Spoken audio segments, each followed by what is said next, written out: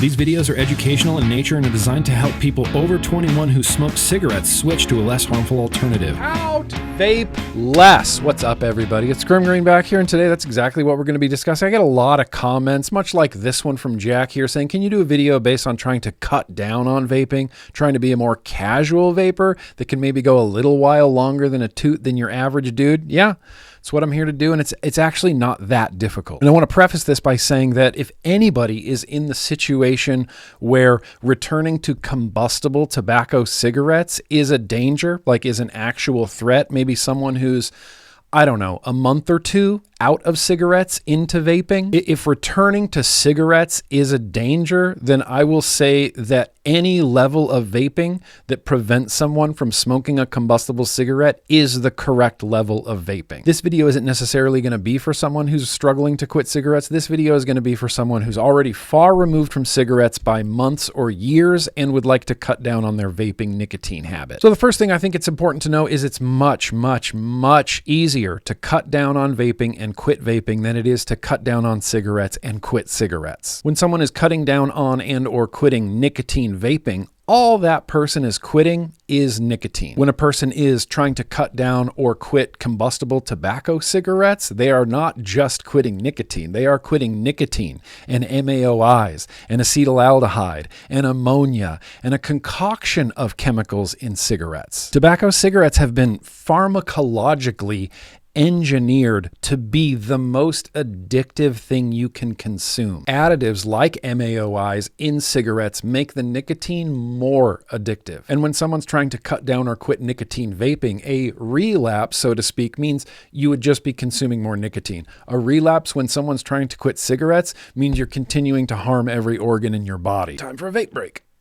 Now, I do have some tips, some tricks, and even some products that might help someone cut down or quit nicotine vaping. But the most important part of all of this that nobody really wants to hear is a lot of this is going to come down to just willpower. But maybe a little bit less willpower. Just in my own experience, I noticed that when I switched from cigarettes to nicotine vaping, I could immediately go much longer in between vaping than I ever could with cigarettes. If someone can have a vape and put it on their desk and feel a nicotine craving and look at the vape and not pick it up to vape, look, that's a win. And those things add up. They say that the average nicotine craving only lasts 3 to 5 minutes. So if I can have a vape and have it on my desk and feel a craving and look at it and let that 5 minutes pass, that means I can go at least another hour, no problem. The next time I look at my vape and I have a craving and I let that 5 minutes pass, it gets easier the very next time. And then the very next time after that is even easier. Back in 2010, I was only 6 months out of cigarette smoking, 6 months into vaping,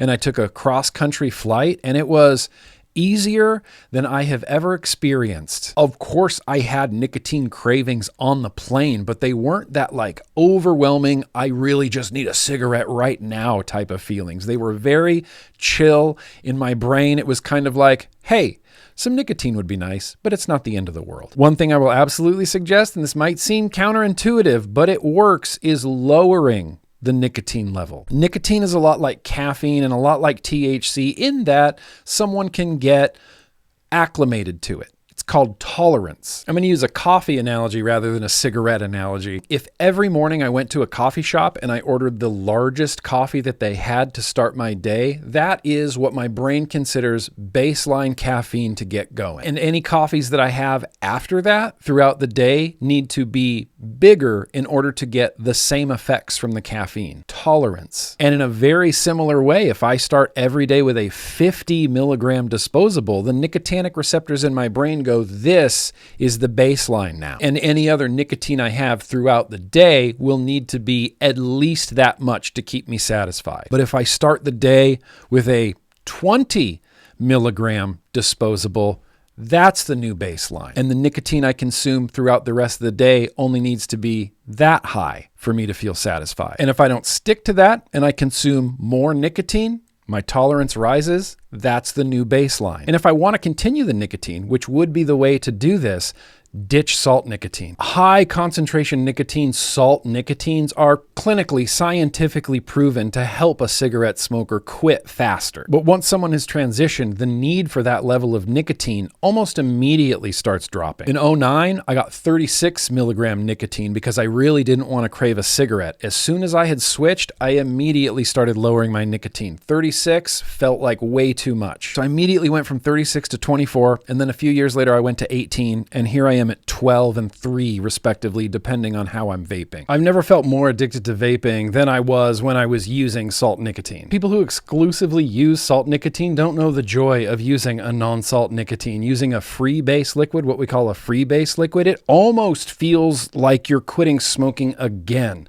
The dependency goes down almost immediately. Salt nicotine generally only really comes in a really high concentrations, 50 and 20 milligrams, but non-salt free bases, they go all the way down to like 1.5 milligram if that's what someone's looking for. Okay. So willpower, huge component of this. Lowering the nicotine, ditching salts, ditching disposables for a pod system, and then being able to taper down nicotine without salt nicotine. These are all recipes for success. And lastly, look, I'm going to do a full review for this, but this is the Caliburn Times. What the Caliburn Times allows me to do is set limits for how much I want to vape. A little 10-minute timer on the screen, that's going to start counting down as soon as I take my first two. And I can vape as much as I want in these 10 minutes, as much as I want. And then after these 10 minutes are up, it shuts down for another hour. I get to adjust how much time I want to vape. I get to adjust how much time in between sessions this will allow me to do. And that's something that vaping allows the user to do that cigarettes do not. There is no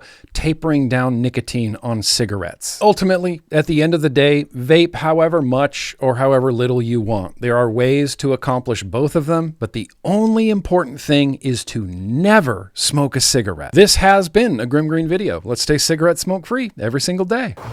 It's like 10:30 and I'm just gonna smoke, so